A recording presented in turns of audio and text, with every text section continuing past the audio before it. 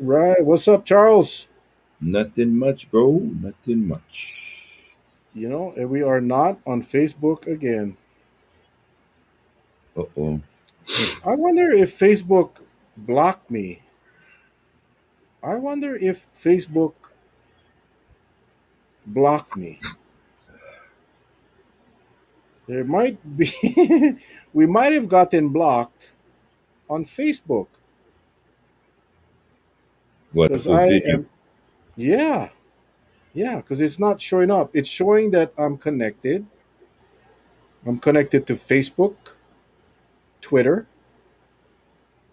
We're on Twitter, we're on YouTube, but we're not on Facebook. I guess we got booted. I guess we got booted. So, okay. Let me just hang on here. Oh, oh, oh, oh, oh, oh, oh, oh, oh. We will Well, just do this. We will just. Okay, now I got to go to Facebook here. Oh, I'm kind of upset that they would do that.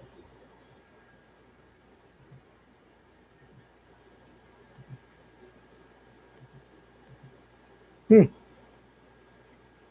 I know it's not the system because the system is connecting.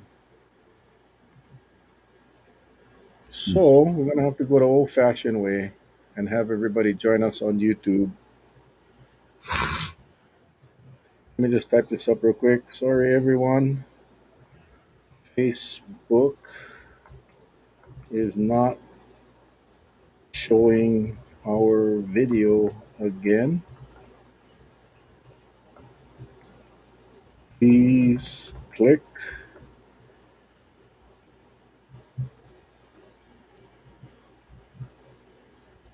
to watch us live on YouTube. Sorry, everybody.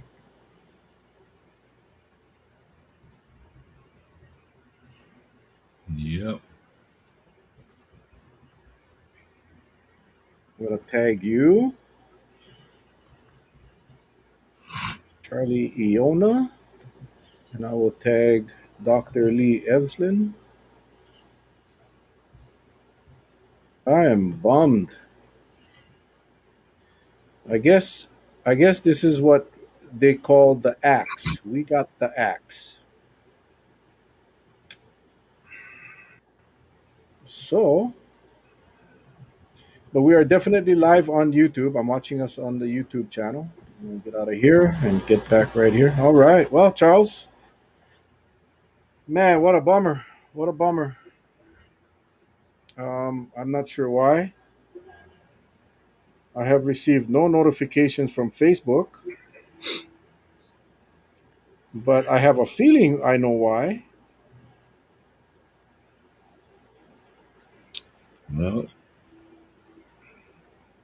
what you should do is tomorrow, sometime, do a dry run outside of the time zone that we normally come on and see what happens. I'm kind of bummed. I am kind of bummed. Wow. Hmm. Wow. Oh, well, we'll see where it goes. We got 8 people on. Let's hang tight a little bit. This is a little bummer. Um, I hate to say, I kind of figured this would happen. I kind of figured this would happen. Man, I'm getting a notification on LinkedIn here. Let's see. Okay. Wow.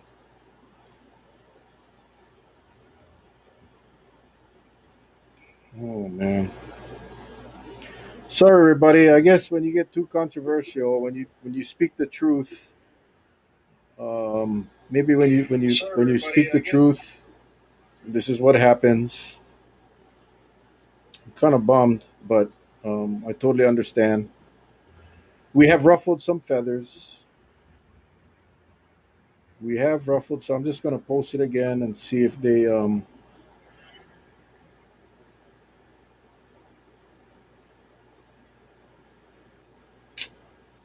Wow. Okay. Hopefully, people get the message. I'll run another post in a little bit. But yeah, guys. Unfortunately, I don't know what to tell you. Somebody must have made a complaint. They usually let us know. I didn't get any notifications at all. The software is working. We tried it with Facebook Live last night, and we transferred over to. I mean, we tried it with Zoom, and it didn't work. And we went over to Restream, which is not working. So it is working on the other platforms. So that means Facebook has decided that they don't want the Facebook Live with Mel and Charlie on the show. Yeah, go ahead and share the YouTube link, guys, on your pages if you don't mind. Um, kind of disappointing. Kind of disappointing. Yep, one of those things. But I guess it was Anyway, bound to good happen, right? evening, everybody. Yeah, no, you cannot do nothing now. So, but good evening, everybody, and welcome, welcome, welcome. There's a lot of information to be discussed tonight because there's some questions on what causes or what triggers certain things that happen in our communities because of this virus, and we have an individual with us tonight that maybe can shed some light because I still don't know what kind of numbers needs to be achieved to trigger certain things. And I'm going to pose the question tonight. Maybe he has the answers. We're going to see uh, what it is. And so hopefully everything will reveal itself because I think everyone is getting so tired of this virus. It's we can beat the same drum every night, but we need to get information to you so we can work for the common good or towards a common ground to see if we can and in order for it to work there, and we can only speak for the state of Hawaii. We need to have 100% participation, and we know that's not going to happen because as long as we have visitors coming here and they pay a lot of money to come here, and I understand some people get mad when I say that, but that's the fact. um, they too have to buy in whether they want to or not, and as long as they don't, and regardless of and I think a lot of it is, you know the state has moved in towards this I want to say a false sense of security that if you got a vaccination card, what was that that proved? That only tells me one thing, that I've been vaccinated. Woohoo. But they still haven't asked the question, why is it possible for someone who is vaccinated to get infected by this virus, be asymptomatic, no matter what the degree is, and be able to pass it on to someone else who may not be vaccinated. So that's why they're pushing the issue of everyone being vaccinated. But I'm looking towards, how do you kill this damn virus, or how do you kill parts of it, and how do we slow it down? Because as long as it floats out there like a boogeyman, when it finds its unsuspected victim, then it starts building up again. That is what is causing me some concern.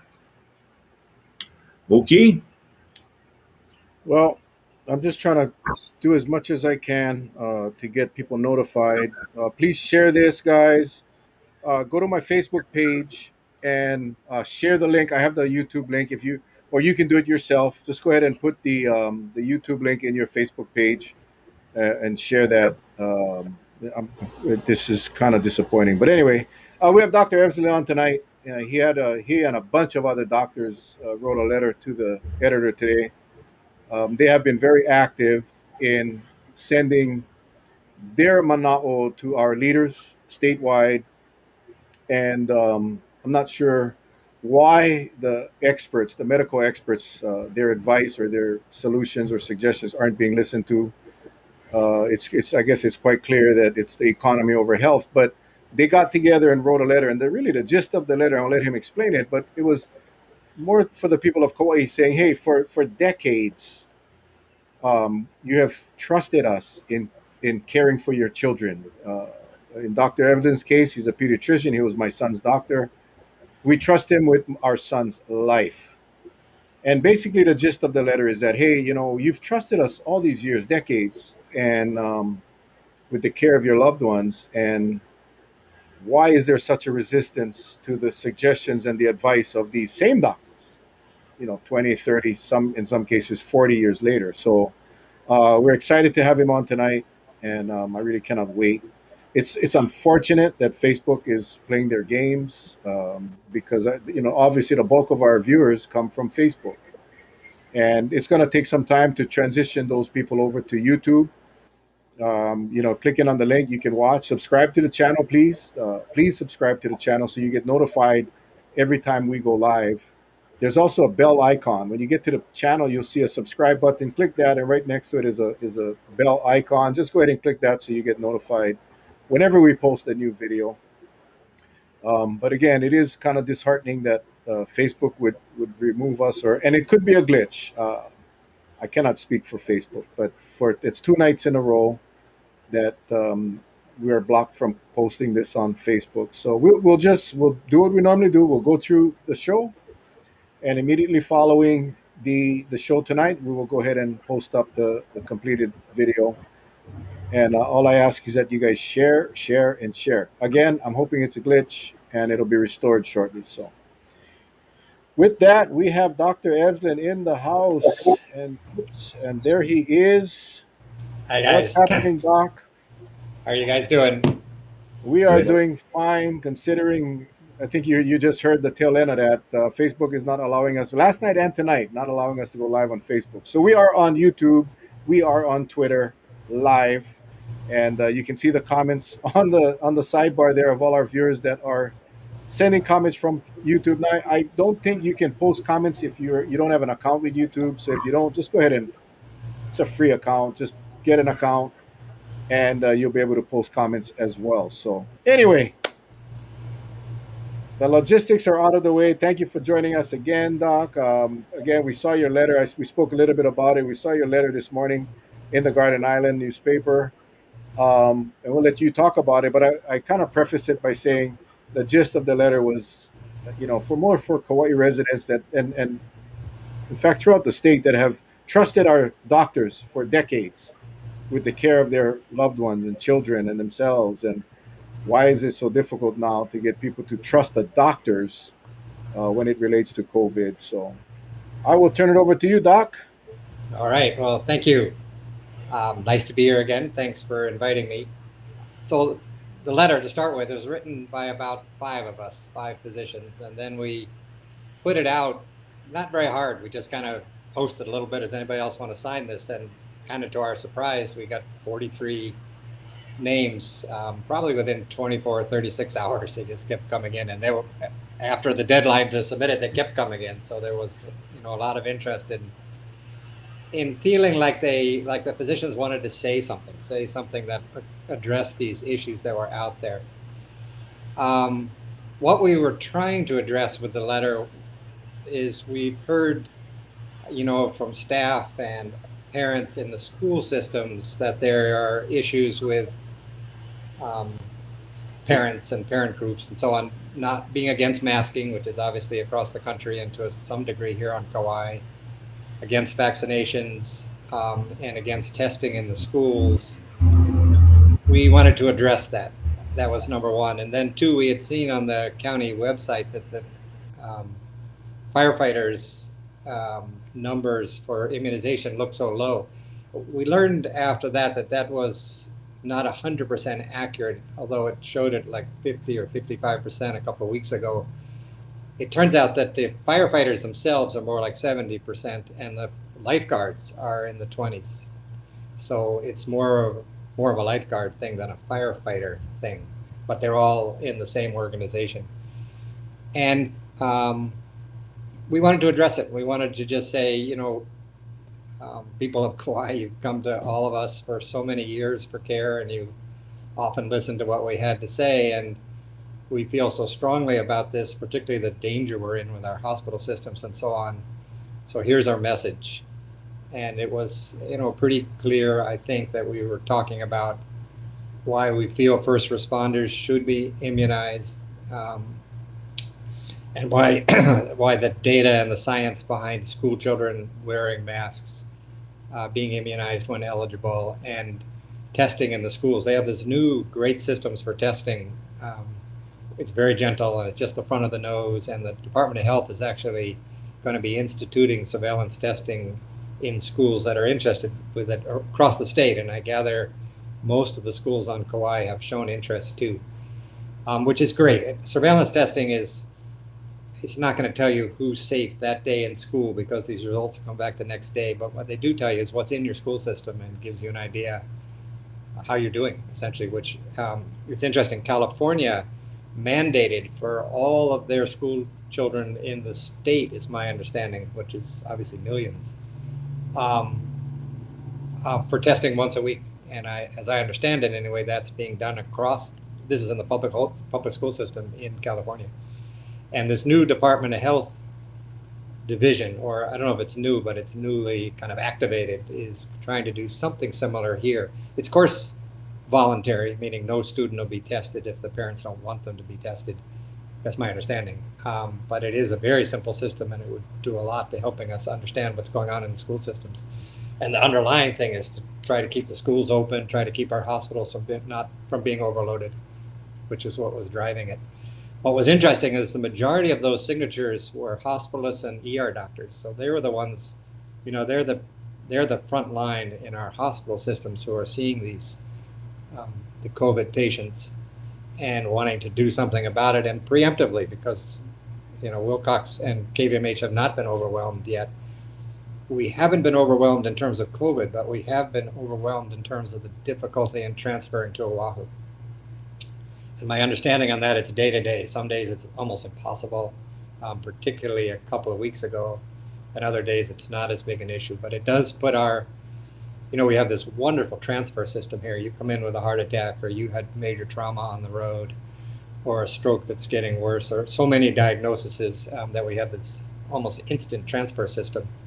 And what happens is, we wouldn't say we're rationing care, but in a certain way you are rationing care if you can't send people that you're worried about to these tertiary care centers, which is how care should be.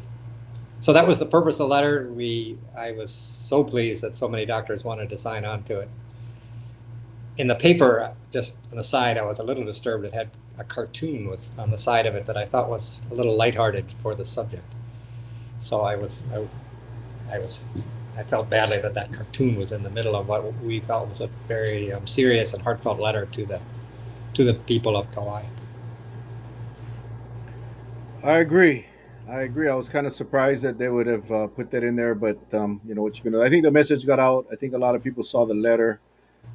Just a lot of questions. I'm still sometimes concerned that how people are ignoring science, but again, that's up to individuals' choice. So we appreciate you guys stepping forward, getting all those doctors. I was shocked to see how many were willing to sign on, and that really sends a message, I think, to people throughout the state. I know the Garden Island printed it. I'm not sure if it was sent to the other medias, the sources on the other islands, but maybe we should. What happened, most of them don't want to publish something that's been published somewhere else. But what happened when physicians heard on Maui and on the Big Island and on Oahu, they said, can we take the letter and modify it for our counties? So I think there's a possibility that the letter will have an edition that's county specific, county by county, and the doctors in that county will sign it, which I think would be more meaningful to the populations of those. And as I said, I kept getting names all the way till this morning that people wanted to sign the letter. We didn't really make a big effort. We put it out to a couple of departments, and it spread around, and we just said, okay, great, we got these, we'll run with it. But we had a deadline, so we didn't. So there are more here on Kauai. It wasn't exhaustive at all. Well, all of your viewers out there can go to the Garden Island website, gardenisland.com, and get to the letter and get the link and share it on your respective pages, and we can make that letter go viral here in the state of Hawaii. So thank you, Doc. Charlie, any questions? I know you had some questions for the doc. Yes. First off, there's a situation that it's becoming more prevalent, and I'm getting worried. But I wanted to ask your professional opinion. The governor put out these mandates regarding options like testing, getting vaccinated for those who enter state facilities or who actually work for the state, and it gets to a point where those who are not vaccinated and choose not to be vaccinated. I understand it's their right, but then it takes them out of the workforce, and it leaves the workforce kind of a little handicapped, sort of thing. What's your opinion about this? How do we find a balance right now with what's happening?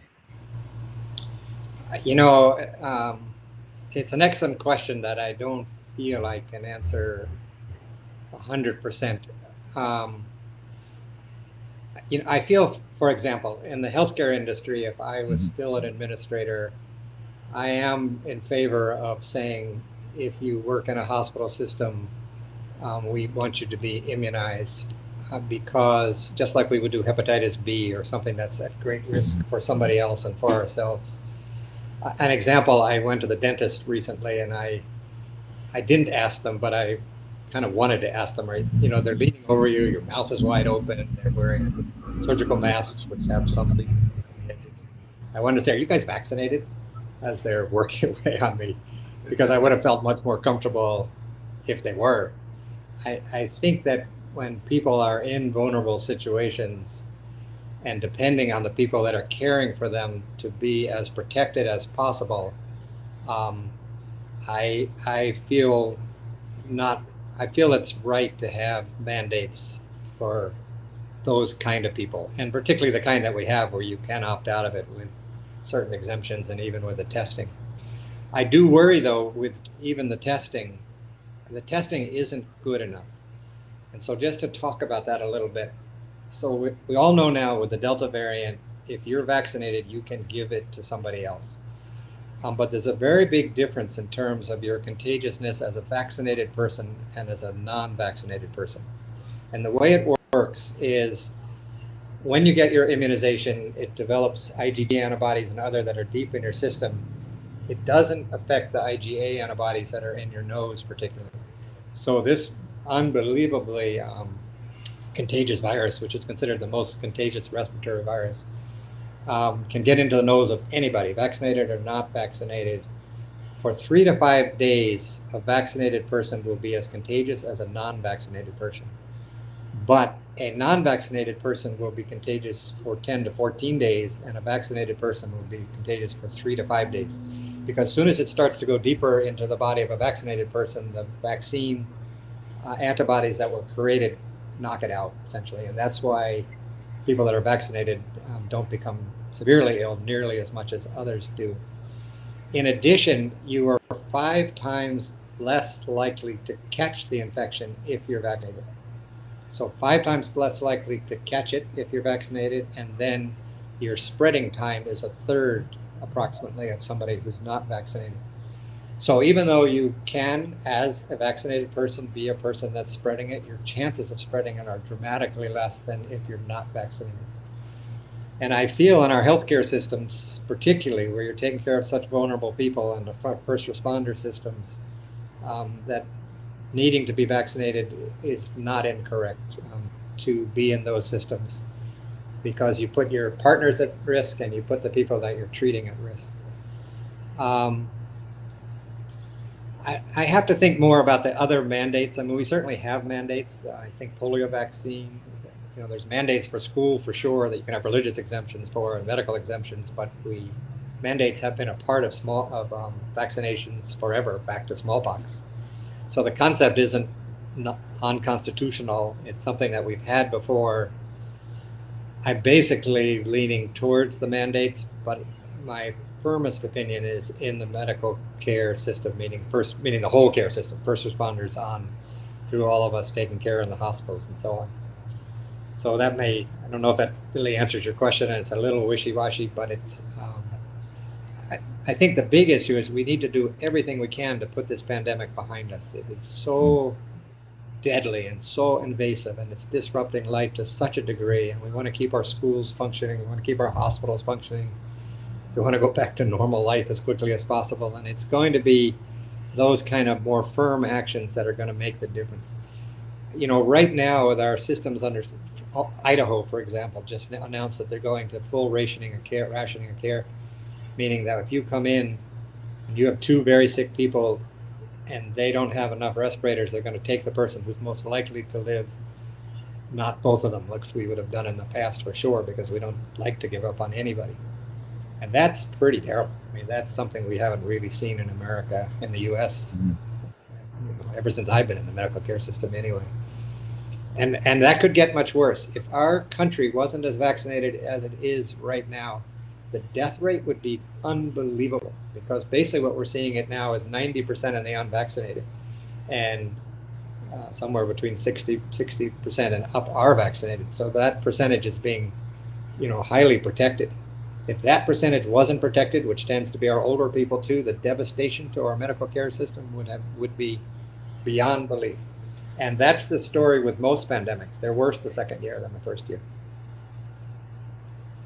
Well, thank you. I think, yeah, I was looking, and thank you very much for that explanation, because I think my point to it all as well is I just don't see enough messaging. I've been one of those that say, hey, if we know that this message doesn't work, we got to try to shift it to make it more palatable and understandable. And I just don't see it coming from the state. It's just one way. It's like my way or the highway. And I think that's why it's met with a lot of resistance. And it's been a Right. phenomenon that I've sat back and I've watched it unfold. And as days go by, and just before you came on, I said to Mel, if we are to be successful, we need 100% buy-in. And so, if we as a state, we can only talk about Hawaii, right? But yet we know that we get constant travelers coming into the state. We got to be prepared to convince them to buy in as well, because it's just us in the middle of the ocean. There's Right. nothing else Right. around us.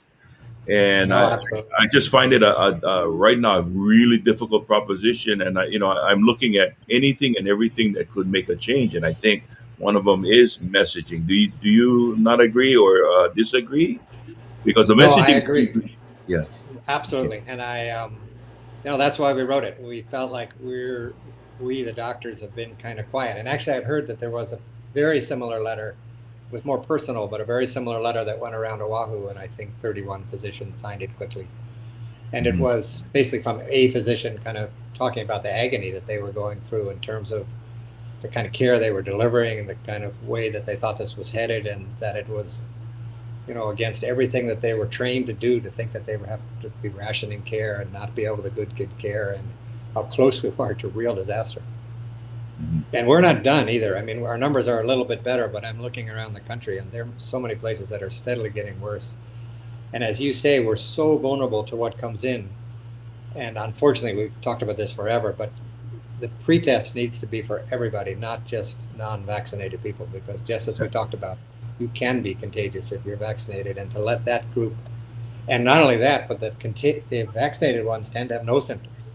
So in a certain way, they're more likely to spread it in something for that brief period of time. Mhm. But keep in mind that they're only contagious for a third of the time, and they're 5 times less likely to get infected. But when they are contagious. Thank you. Doc, you were one of the key players early on in the pandemic when Kawhi had the discussion group regarding the travel testing.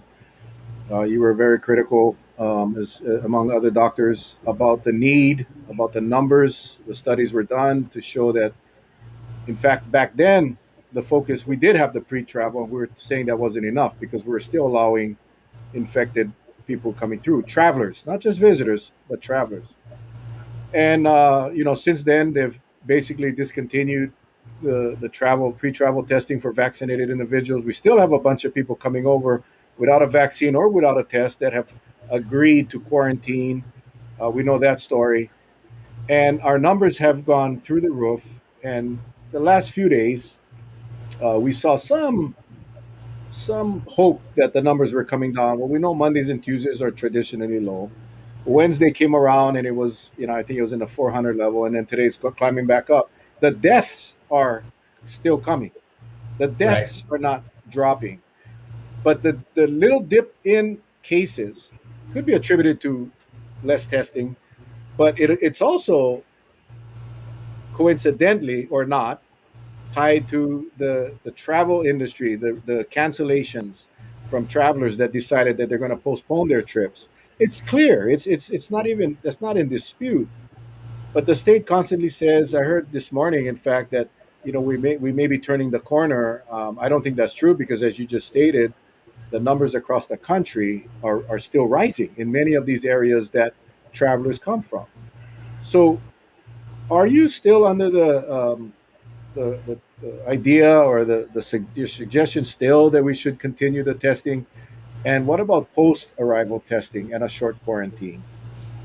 So, I mean, scientifically, there isn't any doubt that the safest way you can do this is pre-test everybody and a short quarantine afterwards, 3 days perhaps, and a test at the end of the 3 days, and then you're released. So there's no doubt that that's the safest thing. Um, the reason that and I think that's what happened with our bubbles and so on, and Kauai was so safe for that time period, that long time period. I don't sense that there is enough will to do the 3-day post-arrival mandatory quarantine with a test. But I think it would be a big step just to get even the first test. And what's interesting about Delta, its incubation period is much shorter. So where before it took 4 to 5 to 6 days to get a positive test, this Delta peaks at about 3.7 days, so 3 to 4 days, 3 days. For most of them would be sufficient. So if the ideal world would be just that it's 3 days of a quarantine, and I don't know how you enforce it necessarily, and then there's a test at the end of 3 days. And if you don't do that, at least trying to test everybody at 3 days. But the incentive for a tourist to test is really low because they don't want a positive test. So those are the issues you run into. So no doubt, I agree with you. That is the safest way. But even putting the pretest in for everybody would make a difference. I think the pretest would definitely be a huge help. I mean, I think we've seen that for everybody. I know you probably have heard this. I'm not sure, but for the benefit of our viewers, and I want to reiterate what we had found out over the last week was that 4 out of 5 TSA employees that tested positive, 4 out of 5 were working at the checkpoints at the airport. That Yeah. just came out of a couple of days ago. The other statistic that is driving me nuts, and I'm trying to gather more data and really turn it over to an investigative agency because I believe it needs to be looked at. I think it's creating an issue, is Hawaiian Airlines. Every day they test their employees, and every day we're seeing a positivity rate of 60 to 70%. Now, some of these employees are getting it from outside of work, but you cannot tell me that 60 to 70% of these employees that are testing daily, and they're giving, in the area of about 100 tests a day, it varies from 70 to 90 tests a day, but you're seeing 60, 70 of these individuals testing positive. These are the employees of the airlines, and majority of those are the Hawaii-based crew, and that is scary. And that I think leads to our philosophy or our theory that a lot of these cases are coming out of the airplanes and the airports. No, And I I'd love agree. to hear your thought on that. A couple of things. I don't think that the airlines. I flew in on Hawaiian Air about 3 weeks ago. We had an illness in the family in the mainland, and I was there for a couple of months actually, and then I flew back. And I was bothered by how little, they said everybody needs to wear masks, they need to wear them properly, but they didn't enforce it at all. And I actually took it upon myself to tell a few people that they needed to wear their mask more properly, and one of them went ballistic, which was interesting to me.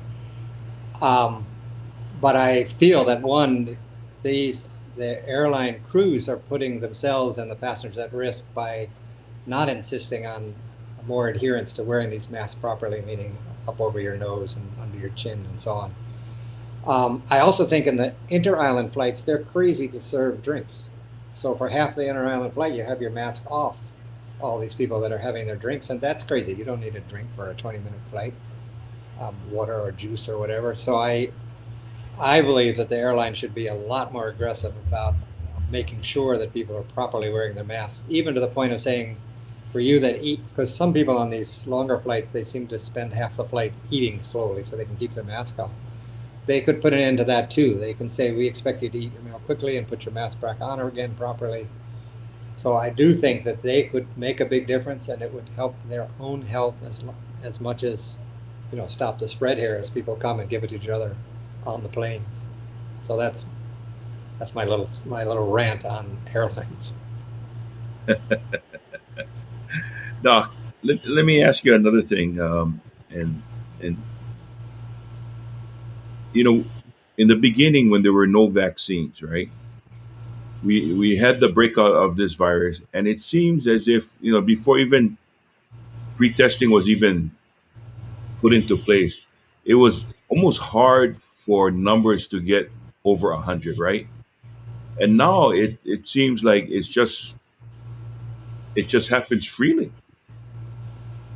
Um, what attributes to that? I know it's spreading, but to get those kind of numbers before, we used to hear all kind of excuses like we only do so many tests a day. I don't know if the main testing labs are actually doing a lot more, or how they were able to ramp it up to get these kind of numbers that they're releasing. Wait, tell me again what you mean by over 100. Yeah, when this virus first came out, when it first Right, started, we didn't have vaccines back then. There were no pre and post travel testing, right? When it first right, started, when it first right. started, so our numbers it was almost difficult to get it over 100, just by the nature of it, right? We're getting maybe 30, 40, and it kind of hovered. It just didn't break out like it did now. Now I understand that Delta is much more contagious, but just the fact that we're running into several hundred at any given time, I'm assuming that the testing labs are testing more, but yet in the beginning they were telling us that they could only test this much at a time. I'm just Right. wondering if we had things in place much sooner. They said, hey, instead of testing 50, let's test a couple hundred and see where we're at to really get a picture of where this thing is going. Right? I think the larger numbers, and that's certainly a piece of it, but the larger number is Delta. So Delta is at least three times more contagious, if at least three times more contagious. It went from 1.7 to 2 people that you might infect up to over 6. Hmm. So and the viral load is so much higher. They say up to 1,000 times higher in the nose. So it's something and so we get these clusters, and the clusters have clusters that they're attached to, and they're doing a fairly good job of trying to get people to come in that are in the clusters, because you see so many of these are attached to previous clusters. Hmm. And I think the other thing that happened is fatigue. Um, so many people, you go parts of the island that you'd think that there wasn't a pandemic going on. There's so little proper masking and so on. So I think you put all that together, this unbelievably transmissible virus. The people that are catching it tend to be younger now, and they, I think, feel particularly not vulnerable, that they're going to be fine because they're healthy. And so we have this kind of perfect storm: a virus that's more contagious, loosening of many things, many ways of trying to be safer, and then the ability to test more, and the ability to get people in those clusters to test more because the testing is more available. All of that makes more positive tests, and but we know it's real because our hospital systems weren't nearly as overwhelmed as they are close to being at this point. So just a quick follow up to that question, and thank you for that response. But when the numbers started to increase rapidly, and the governor was pretty much in the position of, we're monitoring the situation. What is, in your opinion, what is a saturation point to where it can get, where basically we can't really do much now at any given time? Do you think we've hit it? Meaning the number of cases has just gotten so great that really, we're operating on a wing and a prayer. Nothing. I think that the main metric that's going to make the biggest difference is the hospital metric. Whatever Mm, if the hospitals can handle it, um, to a certain degree, populations tend to handle it. But when the hospitals can't, when they back up and they're obviously in terrific distress, mhm, that kind of permeates through the community. And the other thing that does is just what's happening now in Kauai. When we start to see more deaths and people know the people that died, that certainly makes a difference. And I hear in the southeast part of our country, which has been so resistant to vaccinations, vaccination rate numbers are finally climbing because so many people are having family members and friends of family members that are died.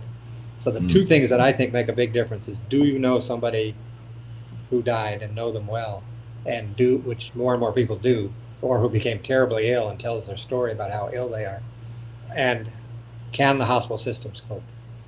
And it does. That message of not coping comes in pretty quickly. If you go to Wilcox and you've been in a car accident, and you're the kind of person that needs to be transferred to Queens, the trauma center, and you can't be, that story goes out pretty quickly too. Or you're having a heart attack and you need to get into a cath lab, and all of that isn't working like it's supposed to be working. Those mhm. stories go out quickly in our community too. So I think those kind of stories are the things that make a difference. When it's kind of in the distance and you don't really know somebody that died, it's all kind of certainly kind of not real. I mean, remember in the beginning of this when there were 30,000 deaths and everybody was saying it's just a flu. What are you guys worrying about? Now it's over. It's getting close to 700,000 deaths, and that's Mhm. anyway. Okay, thank you. On another subject, I didn't know if you wanted to go into it. One of the things that intrigued me, listening to parents and to staff in the schools and all, and watching Facebook issues, debates going on in Facebook, were the common themes that come up for why people don't want to vaccinate. And I, feel like they have a good argument for why they shouldn't vaccinate. I didn't know if you wanted me to cover any of that. I've been looking at it with kind of some interest, and uh, I had some views on it. If you wanted to cover that part of it, totally up to you guys. You're muted, Mel. You're muted. Yeah, Doc, absolutely. We Oh, definitely want to cover that because I think that's just one of the most interesting things that we try to figure out. But before we go there, I wanted to just comment real quickly on early on when we had the high number of cases and a low number of hospitalizations. It's a different virus in essence. It's the same COVID, but it's the variant. It's the Delta. And we were told that they were not looking at case counts anymore. They were looking at hospitalizations and deaths, and they were not going to change any type of behaviors or restrictions until hospitalizations or deaths started to become a problem. We reached that. We got to the hospitalization issue. There is no one that can dispute the fact that our hospitals are operating at 120% capacity. The deaths are climbing at an alarming rate, and still no action. It's these mandates, the passports, all of these things allows vaccinated people to enter into establishments and have dinner and take out their masks while they're eating and drinking and dancing. We got luau's that are still going on with 300 to 400 people, uh, with buffets. It's almost like we're not listening to the science. We're not listening to the doctors. We're not following what we said we would. When they said the hospitalizations would get to an alarming point, then we would start notching it back, and that hasn't happened. I'm afraid going forward. Hearing on the news tonight, one of the doctors was saying, the guy from Hawaii Pacific Health or whatever, he said that it's going to get to a point where we talked about this earlier, where we're going to have to pick and choose who gets the treatment. That's scary. That is scary. And he said that status of vaccination as well as age and underlying conditions will have a factor, will play a role in the decision. I had a little knot in my stomach, like I wanted to throw up. Just the thought that we are living in the United States of America and some people may not get treated because the overcapacity, and yet we sit back and allow the floodgates to remain open. I that bothers me and it scares me. No, I feel exactly the same. And, I haven't heard people say openly, we're going to treat a vaccinated person or an unvaccinated person differently in a hospital. But what they are talking about, and it's a big issue, you come into the hospital and you are relatively healthy and you have something the matter with you, unless you tell the doctors, I don't want anything heroic done, we're going to do everything heroic that we can to save your life. And what's being said right now is, if it looks to us like you don't have that great a chance and somebody else has a better chance, and we don't have enough ICU and beds and ventilators and respiratory care therapists and so on, we're going to take the one who has a better chance of living. And that's wartime triage. That's what you do in a wartime when you know you can only save a certain number of wounded people. That's where the whole system came from, is the people who you don't think you can save or you're going to have a harder time saving, you don't.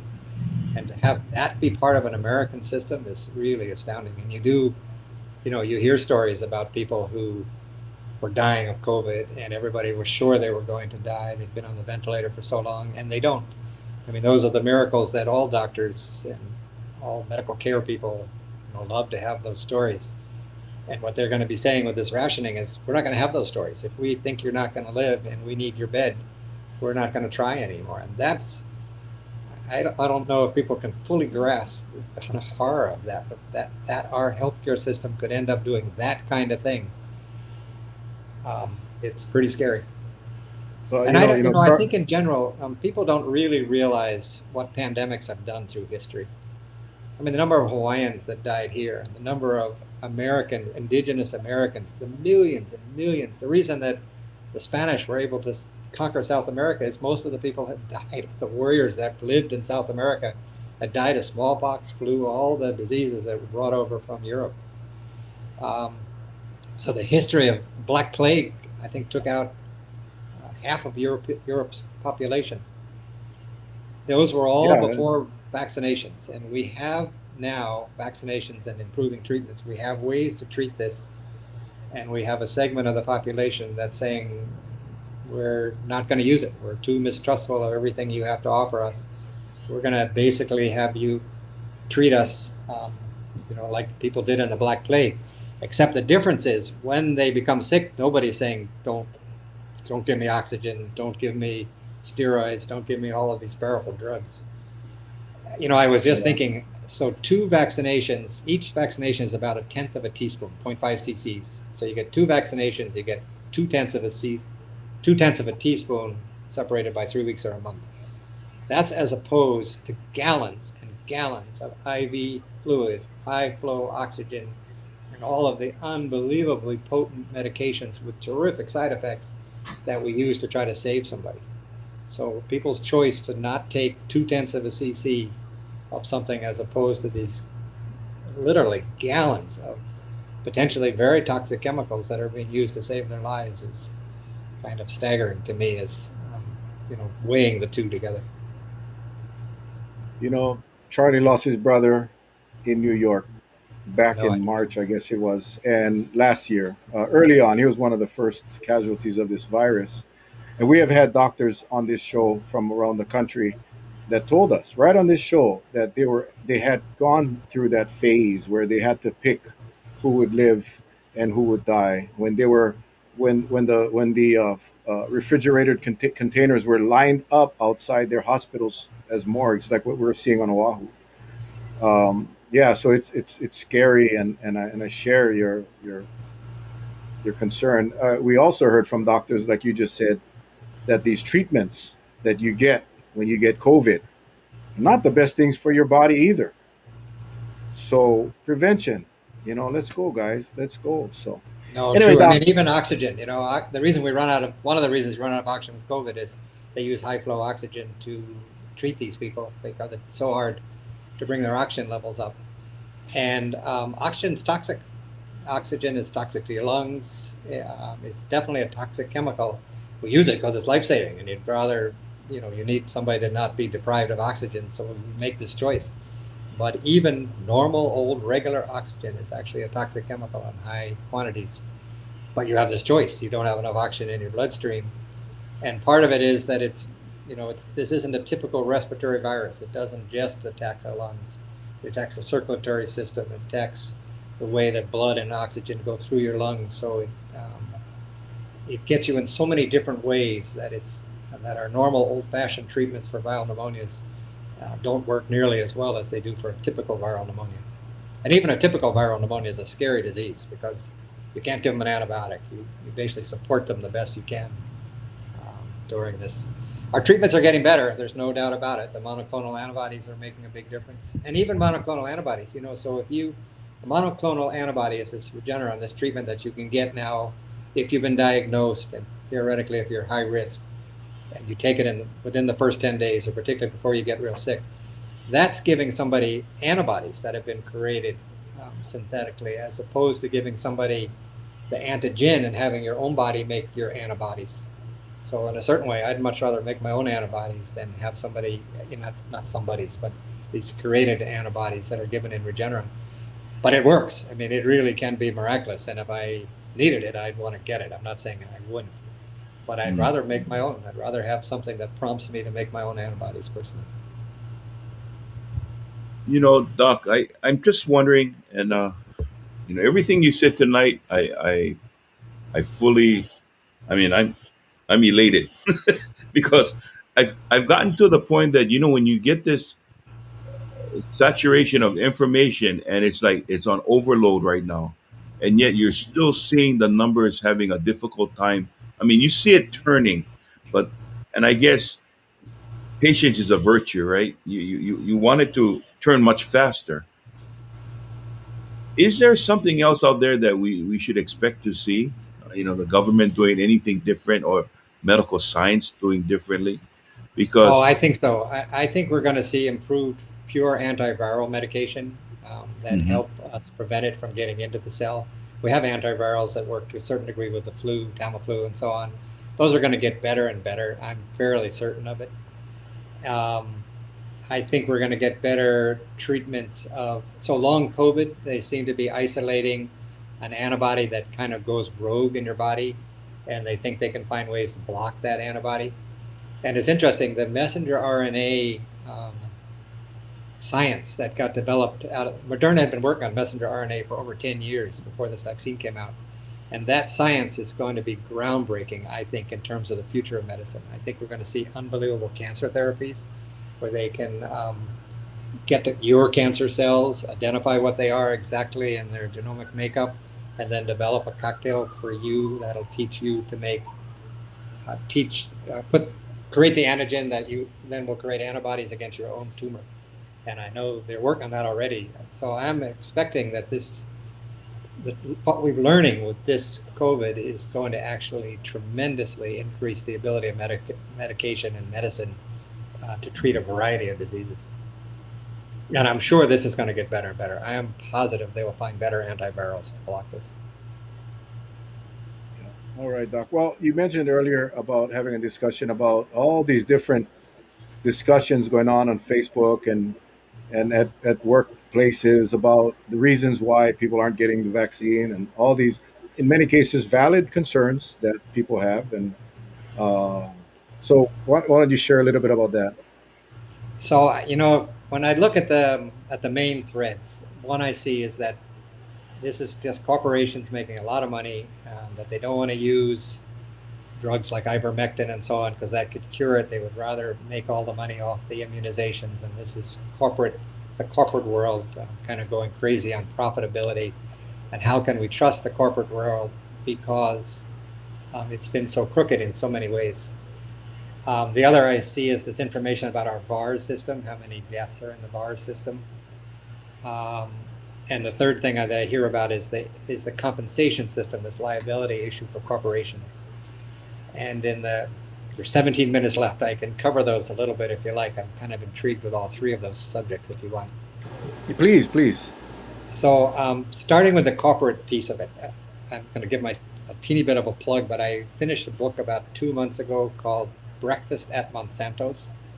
And the subject of the book is the toxicity of Roundup in our diet. In other words, glyphosate, which is the active ingredient of Roundup, and Roundup in our food, which gets into our diet. And there is no doubt that Monsanto and other companies distorted the science. And what got me into it is the state had a state-sponsored pesticide task force, which I was sitting on. And I was amazed at the difference between the medical scientific literature, which was saying this is dangerous in so many fashions at low level chronic levels, and what the chemicals companies were saying, which was this is quite safe. And there is fairly good evidence that they affected the EPA. So, and I actually feel like that distortion of science, particularly by companies like Monsanto, gave terrific fuel to the anti-vax movement, because they could was very good in the big settlements against DuPont and so on for poisoning rivers and streams. Agent Orange in Vietnam was another one that was supposed to be safe and was a terrific cancer-creating drug chemical. So there's very good validity, and my whole book is about the validity of this distortion of science.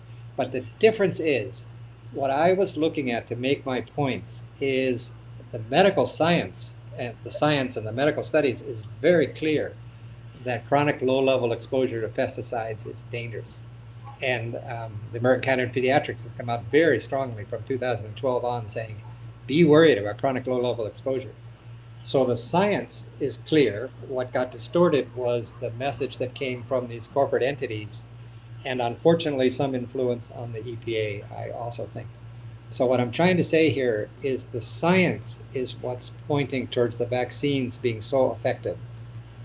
The vast majority of the studies that you're seeing out there, and the vast majority of the kind of meta-analysis when the doctors and scientists are putting it together, though that documentation lines up right now with what's being pushed by the government and by corporations. So when they line up together, and the American Academy of Pediatrics, which I have tremendous respect for as a pediatrician, when they all line up together, you can feel a lot more safety. You can feel a lot better about the information. This is not a distortion of science by a corporate entity that flies in the face of scientific evidence. This is scientific evidence supporting what's being said by these corporations. So I see that as a huge difference. I think my book makes good points that science got so distorted by these corporate entities, and that we need to be careful, which is a whole other subject, and what we eat. But this is different. This is science lining up with what's being said as public policy. The time that it didn't was when the CDC first came out against masks. There was pretty good science that said masking did work, and the CDC originally, came out against it. So there was a distortion at that point. And the other thing that people need to know is this is what science is a process. It's watching all of the time. For instance, there is myocarditis in some young males who get some of the vaccines at a pretty low level. I think 834 cases across the country. But science watches this, and if they, or in the clotting, when Johnson & Johnson stopped for the pause because they had clotting events, I loved the fact that happened. That showed that science was, looking at this, was trying to make a difference, trying to decide what's safe. So when science lines up with what corporate entities are saying and what the government is saying, and particularly scientific bodies like our American Academy of Pediatrics, I feel so much more confident that what's being done is correct than when it's just a corporate voice distorting what's being said. So enough on that one. Any questions on that? I'll go to the other two at some point. No. Go ahead. We'll save the questions for later. I see. Okay. So the second thing I'm sorry, Charlie, did you have one? No. I'm fascinated. Okay. So the second one that interested me is you keep seeing these things that says the Vaccine Adverse Event Reporting System, that's VARS, is showing that there were 7,000 deaths from the vaccines. And that's interesting. And I've seen that over and over again in anti-vaxxers way before COVID, saying that look what the VAR system is showing, you have all these deaths. The VAR system is a pure reporting system. It does not say this causes this. They ask all people and their doctors. Doctors are mandatory reporters for severe adverse effects like anaphylaxis and death to report it. It doesn't. So if you have a 94-year-old person with severe heart disease and a week later they die after their COVID shot, that goes into the system. that doesn't mean the COVID shot caused that death. It just goes into the system. So on the positive side, I think as of something like September 13th, September 13th, there were 7,633 deaths reported after vaccines in the US since the vaccine started. At that point, there had been, I think, 380 million dosages given. So this was 0.002%. So just say all of those deaths were actually from the shot, it still would be thousandths of a percent or 0.002%. But in fact, that reporting doesn't say that at all. That says this is what we saw, and then from that, the scientists looked for patterns. And that's how they picked up the clotting that was happening after Johnson & Johnson. They saw there were 6 to 8 severe clotting episodes after per million dosages, and they knew that in the normal population that should be 1 to 2. So that jumped out at them, and they began to put things together and find, oh yes, there is a rare but risky clotting thing that we need to look at more closely. So the VAERS when you see 7,000 cases and you see that all over the place, that does not mean 7,000 deaths were caused with a vaccine. That means 7,000 people died and there doesn't even they don't close that loop. You can be weeks after. There isn't, so the interval is not specified when you talk about how reporting. So these were reports that were made out of those millions and hundreds of millions of vaccines that were given, of deaths that happened after them. And as they looked at those deaths, the feeling is the vast majority are not related to the vaccine. So just bottom line of that, it doesn't mean they were caused. It just means they were related. It is this wonderful way we get to look at data. And then the scientific bodies, and I'm saying scientific bodies, not these corporations, but the scientific bodies that are in place to look at this, look at the data and try to bring patterns. So just looking at VAERS data and saying that that means something, if you see that on somebody's Facebook post, that's irrelevant. It's not irrelevant in meaning you don't have to look at it, but it's not that number. So that's on the VAERS. I'll cover one last one if you want, which is go ahead, please. We're going to hang on to you as long as we can, Doc. So the other thing that I've seen on these posts is these corporations have no liability for these vaccines. Why would we ever trust a corporation that has no liability? And so my understanding of that is way back, 1988, I think, they needed companies to make vaccines, and particularly to make newer vaccines. And it's risky and expensive to make vaccines. And in fact, in America, if you want to sue somebody, you have to actually prove negligence or malpractice of some sort. You'd have to prove that they went outside the customary treatment methodologies. So in America, you have to prove fault in some fashion, which is very difficult to do. So they decided they would do 2 things at once in 1988. They were going to set up a government vaccine injury compensation program called VICP. And that program would be relatively easy to get compensated. You wouldn't have to prove that there was an error created or anything. You'd have to show that there was reasonable evidence that the vaccine may have harmed you. And it didn't even have to be 100% provable. It just had to be that it was in there. And they took the liability away from the companies and took the liability onto the government to create a system that was much easier to pay for vaccine injury. And it's worked. So I was looking at the numbers since 2000. So it's been in place since 1988, I think. Since 2006, there were 4 billion vaccines given, and there were 8,000 claims of harm. And of the 8,000 claims of harm, 55, and you don't need a lawyer to go into this system. People use lawyers because they can be more aggressive, but you can plead your own case too, because it's not a court case. It's basically a hearing where they're trying to pay out. 2006, 4 billion injections given and 5,500 claims paid out of 8,000 claims, which comes out to about 1 in a million. So in the vaccine world, we have a system that works well. It does compensate if there's even the possibility that this harmed you. And I'm sure there are stories of people that didn't get compensation who felt that they should have. But for it to pay 5,500 out of just 8,000 claims, and in fact, the number I also see in these postbook things is, do you know that this vaccine injury compensation program has paid out, I think the number is $4.6 billion since 1988. And it is true, it has. It actually pays generously for the claims that, it finds could have been caused by it. And it's interesting, the most common vaccine to be sued, or not to be sued about, but to be claimed against is a flu vaccine. So the flu vaccines have frequently have up to 1,500 claims or whatever, and most of the other vaccines are much, much less. So the whole idea that there's no liability, that nobody's taking liability, is not the case. The government is taking the liability, and the decisions about whether to use these vaccines and how to look at these vaccines are made by all of the most impressive scientific bodies in the country and in the world too. I mean, it's the same process to some degree. I don't know about the vaccine injury protection program, but the review by all of these vast groups of scientists is going on everywhere. So bottom line, when science lines up with the decisions that are being made, with the understanding that science changes. I mean, we could discover something next week that changes the way we look at things. That's the thing about science. It's not, nothing is a fact that stays forever practically, except that gravity exists and things like that. Medications always get better, vaccines always get better, new things are found as more and more are given. So science is a changing process that you have to be, willing to kind of watch and look at with all the ways that scientists look at things, not in a pure black and white mode.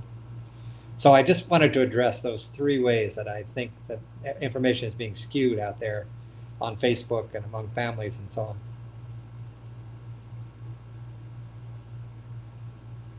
Mel, I think you're muted.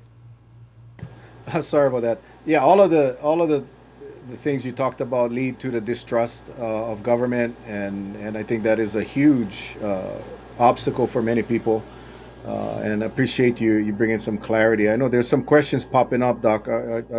If you don't mind, I want to try and uh, if you don't mind, let me see if I can Yes, go find it ahead. here. Yes. Hold on, I'm I gonna. can't see them well, so if you want to tell me. Yeah, I'm gonna go ahead and hold on. I gotta go find it here. Here's one right here. Boom. It'll come up on the screen. Oh no, not this one. Sorry. That's a don't. I cannot post a question about a specific case because that's not the doctor isn't. Please ask the good doctor if we should wait to get a booster until the CDC gives the go ahead, or try to get it now if not immune compromised. Yeah, my opinion is I'm waiting, personally. I feel a little more confident about the Moderna than the Pfizer. The Moderna is a higher dosage, but I feel comfortable waiting. I I want them to, I like the fact that they're looking at this so hard. I mean, the issue that they're saying is, yes, the antibodies are waning. That's obvious. And there does seem to be increasing breakthrough as time goes on. But that the incidence of severe illness and hospitalization isn't changing that dramatically. And the Israeli data was a little confusing because they were looking at a population that was mostly vaccinated. And when you broke it down to the number, so they, at a brief period of time, they saw there were more vaccinated people than unvaccinated people in the hospital. But the part of that reasoning was that the country was mostly vaccinated. So they weren't having huge numbers in the hospital, and that, but if you looked at the number per million that were sick enough to be hospitalized, it was something like 136 per million of those vaccinated and 919 per million of those unvaccinated. So the percentage of the unvaccinated was still vastly larger. They were just dealing with kind of a skewed population. Anyway, I personally feel comfortable waiting for the recommendations. And I've heard things even that Moderna was looking at a lessened dose that was smaller. And, that would be of interest to me also. So I feel comfortable waiting. I think if somebody's immune compromised and if their doctor thinks differently, I certainly wouldn't get in the middle of that at all. But personally, for myself, I feel comfortable waiting. All right, here's one that ties into what you were saying earlier. I don't know the numbers. I don't think the percentage of death from COVID is 0.0001. But the question is, isn't COVID a 0.0001% of death? All reports with people dying of, that's a typo, should be COVID, or all have underlying health conditions. Please explain the difference if the vaccine causes a 0.0007% death. Um, No, well, let me back up a little bit. That number that I gave you on the, if you took that percentage of deaths, the 7,000 was 0.002. But the biggest Right. point is that's the number of deaths reported to the VARS system. There is zero evidence that the majority of those deaths were caused by the vaccine. These are just people out of the hundreds of millions who got the vaccine that in several weeks after it died.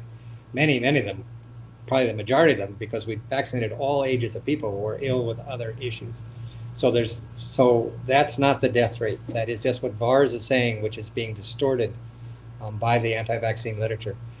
I don't know at this point in time what they're saying the actual death rate from the virus is, because chances are 3 to 4 times as many people are infected as we even know about. So at the end of the day, we may find out that it was um, not a huge number all by a percentage by itself, but it's a huge number in terms of what it's doing to our country all at once. 670 excess deaths from one disease entity that's brand new is huge. It's absolutely huge. And that point that somebody made is so many of these people have other health conditions. So the way a doctor's health report goes, if you're somebody like me, for instance, who's 74, and I came in and I'm relatively healthy, and suddenly I had COVID, and suddenly I was dead, and my doctor would put on my death certificate, died of COVID with maybe associated conditions, too many gray hairs. I mean, it's all 50% of Americans have an associated medical condition, adults. So almost everybody has something: hypertension, obesity, diabetes, pre-diabetes. But the doctor says, what's the main cause of death? Or was it caused by something else with COVID, which are two different diagnoses with a diagnosis of COVID. In other words, you could have a heart attack and COVID could be playing a lesser role in it, but it's harder to pull that apart. But if the doctor puts in that the main cause of death was COVID, this is not the CDC putting in. The CDC just collects these numbers. If the doctor puts in the main cause of death was COVID, it's COVID.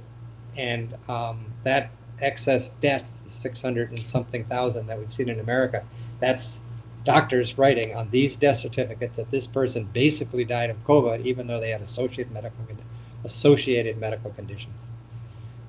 Cancer patients, for instance, somebody that can be doing unbelievably well with their cancer therapy, but they're immune compromised, because that's what cancer therapy does. If you get COVID and you're on cancer therapy, you're at risk, basically. And it isn't the cancer. Cancer can certainly be what kills you, but if somebody's doing relatively well and then they get COVID and then they do really badly, the doctor would make the decision this is a COVID-caused death with a secondary diagnosis of cancer. So having a secondary diagnosis did not say in any way that COVID didn't cause it. And the big takeaway from this is these are excess deaths. These deaths that are all over the country that are happening with COVID as their primary diagnosis, these were deaths that probably weren't going to happen in this time period. And more of them are younger and younger. The real question I have is, would that person be alive today if not for COVID? Yes. And that's how the That's doctor's looking at it.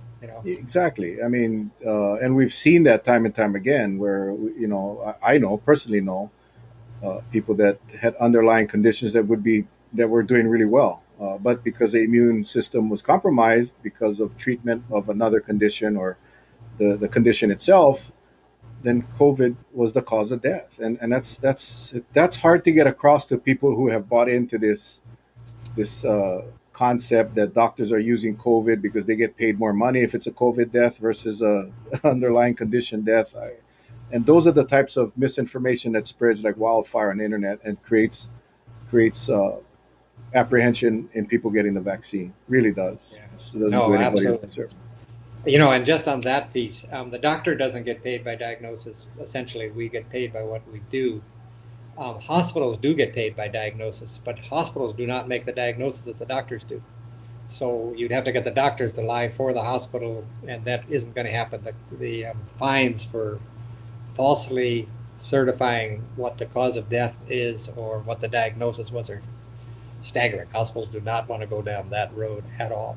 But COVID is a very expensive disease to treat, and that diagnosis is the diagnosis.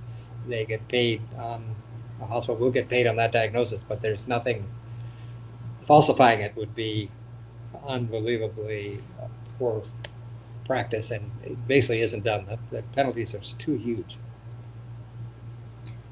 Well, Doc, thank you for joining us again tonight, man. That hour, I tell you, these informative discussions go by so quick, so fast. It's like we just started, and we're actually over the 8 o'clock. I appreciate you for staying back a little bit.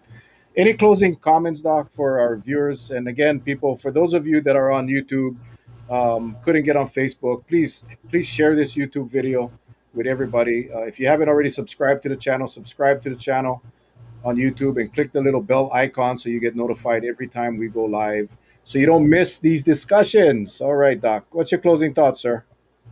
One, to thank you guys for the forum that you're giving for these type of discussions. I think it's unbelievably valuable, and I think discussing is really what we have to do.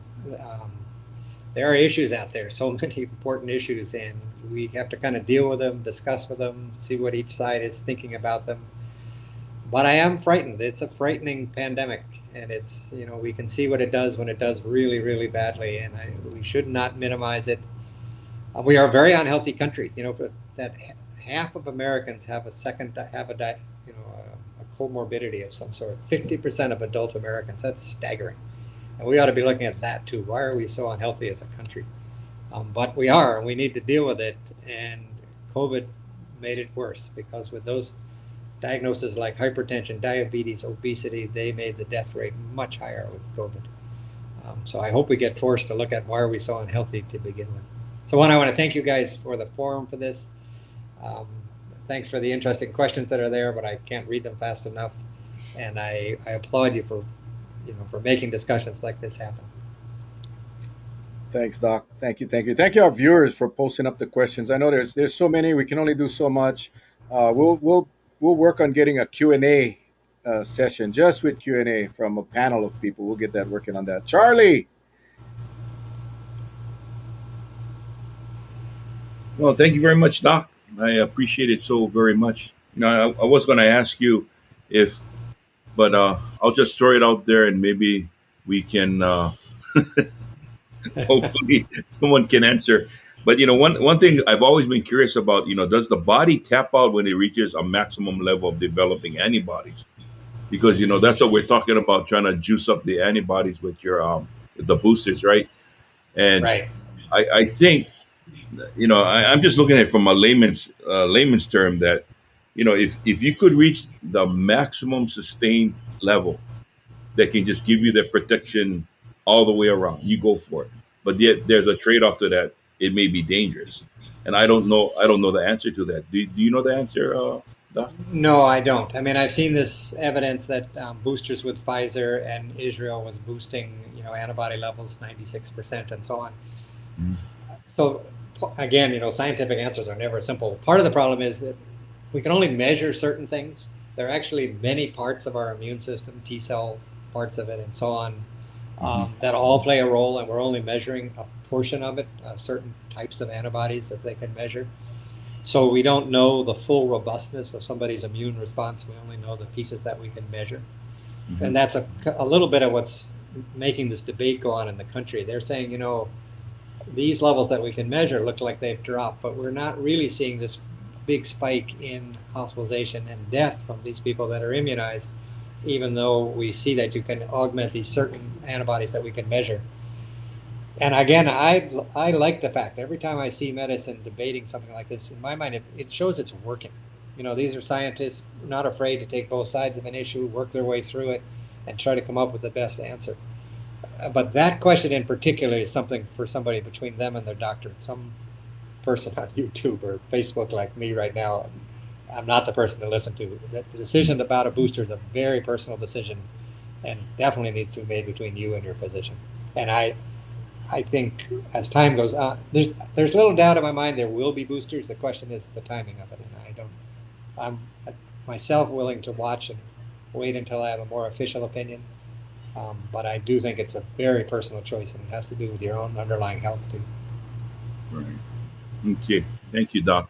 And to our viewers out there, again, I think Dr. Lee had said something very, very important, and that's a personal choice that you and your doctor have to talk about. So I hope and pray that when the opportunity is given, that you take advantage of that and not wait. But yet, we know that this virus is really causing havoc, and we are all getting tired of dealing with it day in and day out. And who would have thought in the 21st century we'll be at this point? But we need to do something, and sitting back and not doing anything is not the answer. We need to do something, but we need to do the right thing. So get advice from your doctor. I'm glad you tuned in to us tonight. It's always rewarding for us to share information to you. And like I've always said, if it works for you, take it and run with it. And if it doesn't, just wait for the next show that we have, and hopefully, whatever information comes out at that time will help you then. Okay, so with that said, thank you very much for joining us tonight. And I turn it over to Brother Mel Raposo. You're muted again, Mel. Sorry, I do that now because I can with my mic. Um, I meant to ask you. I've been getting some texts and also a couple of comments came through about your book. You mentioned your book, Breakfast at Monsanto's. Where can people get that book? Here it is. So it's available on Amazon, and it's in 2 stores on Kauai, which is Kiko and the Talk Story Bookstore in Hanapepe. And you have to apply to put it in the library, which COVID has distracted me and this research that we've been doing and whatever. So I haven't applied yet for the library system. That's my to-do thing over the next month, is to get it into libraries. And I have it coming out on something called Ingram Sparks, and they'll be putting it in a variety of bookstores. But again, it just came out a couple of months ago. So at this point, it's Amazon for Kindle and a book, and 2 bookstores on Kauai. I'm not sure if it's showing up on the screen. Is it showing up Yeah, on the screen? yeah, he showed it. He showed it. No, I mean I try to share Oh, my screen and with the Amazon page, but I guess it's not showing up. Okay, If you well, look at Breakfast at Monsanto's on Amazon, you can find okay. it. I'm not sure why. Hang on, this thing's supposed Yeah, to. Mel. I'll show you my book, Breakfast at My House. Oh, I know why. I know why. Hold on here. Share. Let me try this again. Boom. There it is. Is it coming out? Mm, You guys don't see it? no. Okay. Oh well.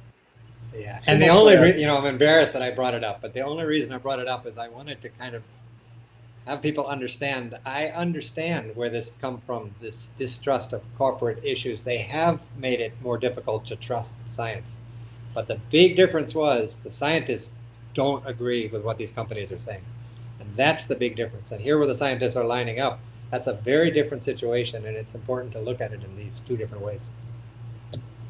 Yeah. All right. Still not showing up, huh? Doc, what you just said is so true, because at times we can agree to disagree, and it lines up that way too. But I think what you said tonight speaks volumes. So I hope people, you get a chance, please order your copy of Breakfast at Monsanto, and for just 25 cents, you can have breakfast. There you go. Pretty funny. Hey, folks. Again, Amazon Breakfast at Monsanto's. I guess you could just Google Breakfast at Monsanto's or Dr. Lee Evslin, and you'll see it. Yep. Please get it. It's a great book. I have it on Amazon. I'm gonna go ahead. It's not expensive at all. So go ahead and get it. For those of you that have stayed with us tonight on YouTube, I apologize again. I don't know what's going on with Facebook. A lot of you are texting me saying, "Yeah, I can't comment. I can't comment." I'm not sure why. A lot of you are able to comment. We're still learning this platform. We'll continue to use this platform because it allows us to put questions on the screen. I'll try to figure out what's going on with Facebook. I'm going to try and hit a Facebook Live after this with my own phone and see if it works. I just don't know what's going on. But again, subscribe to the channel, folks. Hit that subscribe button and the bell icon so you get notified every time we go live with a new video. Doc, again, it's an honor, a privilege to have you on, and we thank you so much for your hard work. I was shocked when you said you're 74 years old. I mean, Lord, you are in top shape. You're a wealth of knowledge, and you continue to give back to the community. And for that, we thank you for sharing your time with us tonight. Really appreciate you, my friend. Thank All you. right, Thank you. You guys are viewers. wonderful. Thanks so much. Until the next time, we appreciate and love you guys all. Appreciate you guys' patience. We will see you guys shortly.